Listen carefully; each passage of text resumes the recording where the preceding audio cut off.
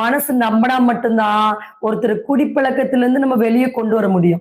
இன்னைக்கு நல்லா இருக்கும் எப்ப வரைக்கும்னா, இந்த பாடியில பாத்தீங்கன்னா என்ன ஒரு சிஸ்டம் நடக்கும், மெக்கானிசம் நடக்கும்னா, நம்ம நரம்புகள் இறைவனுடைய அருளால மூளையில இருந்து உடம்பு பூரா ரத்த ஓட்டமானது சீராக நடைபெற்று நம்மால நடக்க முடியுது, நம்மால பேச முடியுது, நம்முடைய வேலைகள் எல்லாமே செய்ய முடியுது.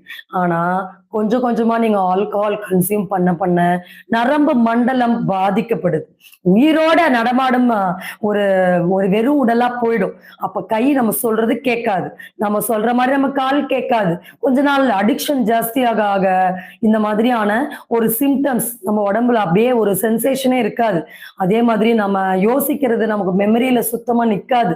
என்ன நேத்து பண்ணனோம்? நேத்து எங்க இருந்தோம்? இந்த மாதிரி வாழும்போதே ஒரு நரகத்த நம்ம தேடிக்கொள்றோம். ஒரு மோசமான ஒரு நம்மை நாமே அழித்துக் கொள்ளக்கூடிய விஷயம். நெறைய ட்ரிங்கிங் உள்ள போக போக